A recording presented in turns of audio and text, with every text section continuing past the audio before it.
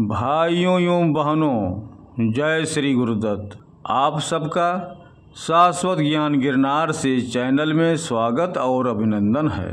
भाइयों बहनों, महाभारत में हर व्यक्ति अपने आप में महान था।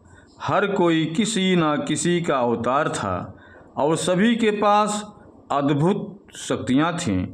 कोई उन शक्तियों का इस्तेमाल कर पाया तो कोई नहीं, कोई हार गया तो कोई जीत गया। कहते हैं कि सभी योद्धा एक रात के लिए जीवित हो गए थे और यह भी कहते हैं कि सभी योद्धा कलिकाल में किसी न किसी नाम से फिर से जन्मे थे। आओ जानते हैं उनके अवतारी, जीवित और कलिकाल में पुनर्जन्म की रोचक कहानी। भाइयों बहनों, वीडियो शुरू करने से पहले आप सब भाई बहनों से हम अनुरोध करेंगे कि चैनल को सब्सक्राइब एवं वीडियो को लाइक तथा शेयर जरूर करें तथा कमेंट्स बॉक्स में अपने विचार से हमें अवगत कराएं। भगवान श्री कृष्ण विष्णु के अवतार थे तो बलराम शेषनाग के अंश थे। 8 वसुओं में से एक ध्रुव नामक वसु ने ही भीष्म के रूप में जन्म लिया था। देवगुरु बृहस्पति ने ही द्रोणाचार्य के रूप में जन्म लिया था।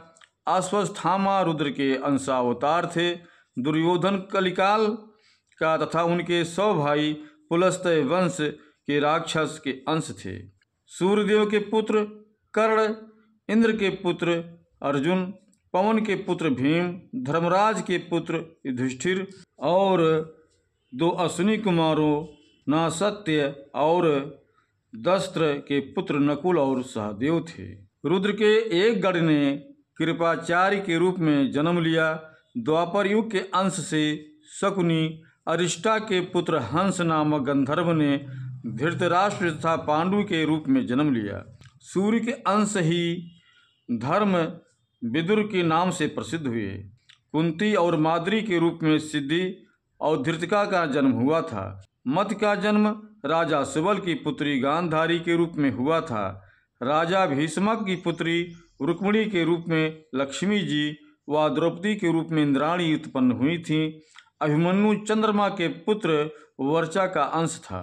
मरुतगढ़ के अंश से सातकी, द्रुपद, कृतवर्मा व विराट का जन्म हुआ था। अग्नि के अंश से धृष्टद्युम्न व राक्षस के अंश से शिखंडी का जन्म हुआ था।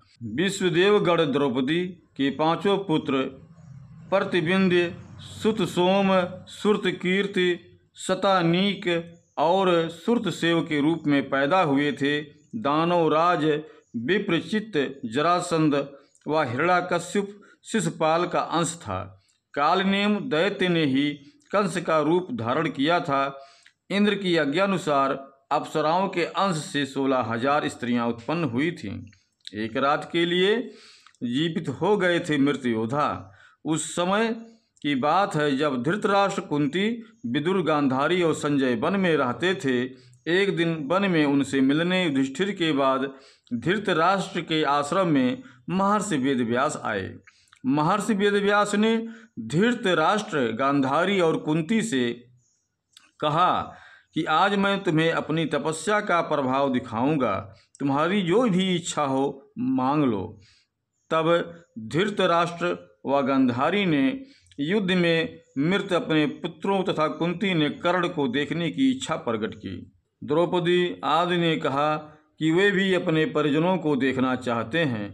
महर्षि वेदव्यास ने कहा कि ऐसा ही होगा। ऐसा कहकर महर्षि वेदव्यास सभी को गंगा तट पर ले गए।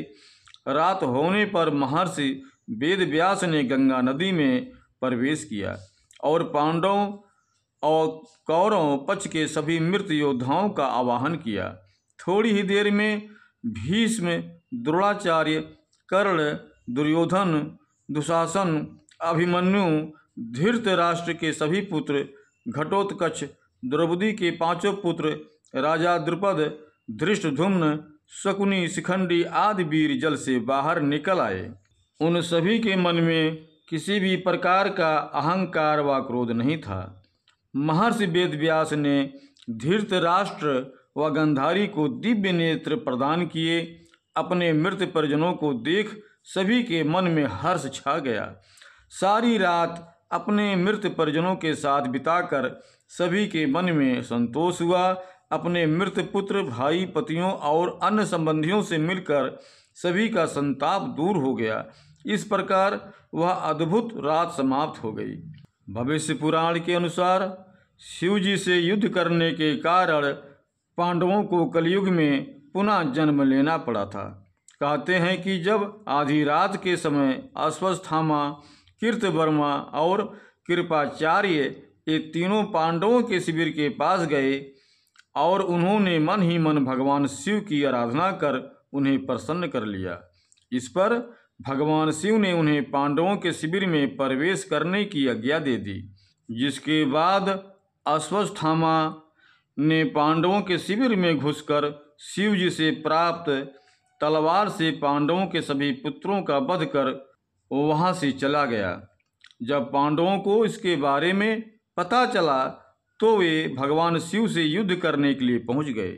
जैसे ही पांडव शिव जी से युद्ध करने के लिए उनके सामने पहुंचे, उनके सभी अस्त्र शस्त्र शिव जी में समा गए और शिव जी बोले, तुम सभी श्री कृष्ण के उपासक हो, इसीलिए इस जन्म में तुम्हें इस अपराध का फल नहीं मिलेगा, लेकिन इसका फल तुम्हें कलयुग में फिर से जन्म लेकर भोगना पड़ेगा। भगवान शिव की यह बात सुनकर सभी पांडव दुखी हो गए और इसके विषय में बात करने के लिए श्री कृष्ण जी के पास पहुँचे। तब श्री कृष्ण जी उन्हें बताए कि कौन सा पांडव कलयुग में कहाँ और किसके घर जन्मेगा। युधिष्ठिर जन्म वत्सराज नाम के राजा के पुत्र के रूप में हुआ। उनका नाम मलखान था। भीम का जन्म बीरण नाम से हुआ, जो बनरस नाम के राज्य के राजा बने। अर्जुन का जन्म परिलोक नाम के राजा के यहाँ हुआ, उनका नाम ब्रह्मानंद था। नकुल का जन्म कान्य कुब्ज के राजा रतनभानु के यहाँ हुआ, उनका नाम लक्ष्मण था। सहदेव ने भीम सिंह नामक राजा के घर में देवी सिंह के नाम से जन्म लिया। दानवीर कर्ण ने तारक नाम के राजा के रूप में जन्म लिया। कहते हैं कि धृतराष्ट्र का जन्म अजमेर में पृथ्वीराज के रूप में हुआ और द्रौपदी ने उनकी पुत्री के रूप में जन्म लिए, जिसका नाम बेला था।